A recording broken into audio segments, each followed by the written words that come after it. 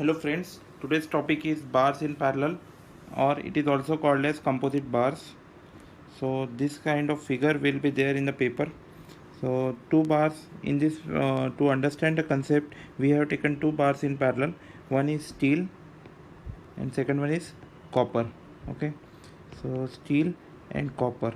Now let's try to understand how the load is getting applied on this bar.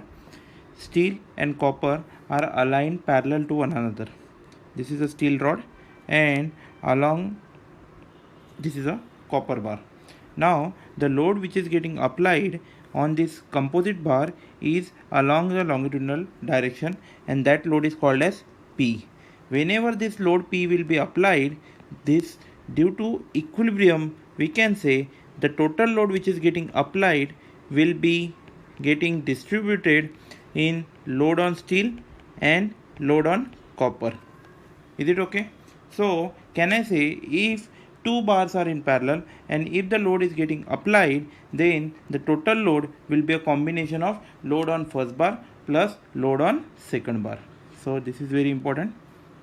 Okay, so we will first of all model the problem, and once we model the problem, we will try to apply those same logic for every problem. Even though the problem may be different, but the logic will remain same. Okay, so this will be the first equation that we will always use whenever there is a bars in parallel problem is there, or composite bar problem is there. Okay, and second thing, whenever due to the applied load, whenever there will be a deformation, that deformation will be either given same, or this deformation will be assumed as same. Okay, so deformation in steel should be equal to deformation in copper in this case, or deformation of first bar or parallel first bar will be equal to deformation in second bar. So by using these two equations only, we will try to solve our most of the problems in case of bars in parallel. How these are getting implemented, please try to understand. See, in this kind of problem, you have been asked to calculate the stress in steel and stress in copper. That is nothing but stress in first bar and stress in second bar. To do so, see, there are two unknowns.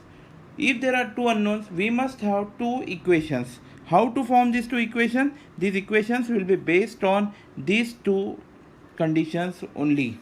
First condition, let's try to apply this first condition. The total load will be equal to load on steel plus load on copper. So from this equation, can I say the load on steel will be equal to sigma steel into area of steel. At the same time, load on copper can be written as sigma copper into area of copper. So from this we will get our first equation. So this first A equation we will always try to prepare whenever we are solving the problem of bars in parallel. Now the second equation will be based on the deformation. As we have discussed earlier, we will assume that if it is not given, we will assume that the deformation in the first bar will be equal to deformation in second bar. Now in this equation, two cases are possible. Either whichever bars are in parallel, the length will be same or length will be different. If the length are same, can we say that the strain in first bar will be equal to strain in second bar? In this case, if we try to see the length of steel bar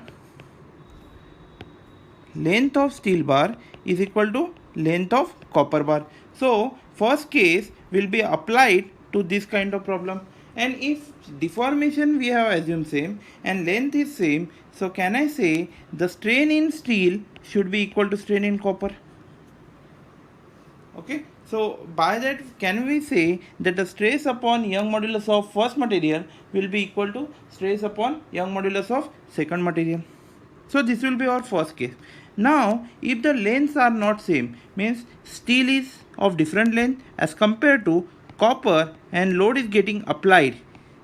If this kind of problem is there, what we can say, length is different. If length is different, means strain will not be same. So only change in length will remain the same. So can I say change in length in steel will be equal to change in length of copper? So PL by A of steel equal to PL by A of copper. If we replace P by A by stress and length, its corresponding length, and for copper its corresponding length, we will get this second equation. Okay, so either I will use a equation, I will use this a equation, and either of these means either b with case 1 or b with case 2 will be used to solve the problems of bars in parallel.